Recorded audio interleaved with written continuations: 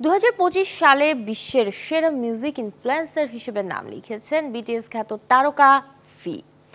এর মাধ্যমে কোরিয়ান এই সং রাইটার ও সিঙ্গার পেছনে ফেলেছেন সেলেনা গোমেজ ও বিলি আইলিশের মতো আমেরিকান সুপারস্টারদের। মিলিটারি ট্রেনিংয়ে থাকার কারণে 1 মাস ইনস্টাগ্রামে না থেকেও এত বড় অর্জন করলেন ভি। সামরিক দায়িত্ব পালন শেষে মাত্র 25 দিনেই ভির ফলোয়ার বাড়ে প্রায় 12.5 লাখ। বর্তমানে তার ইনস্টাগ্রাম অনুসারী 68.2 মিলিয়ন।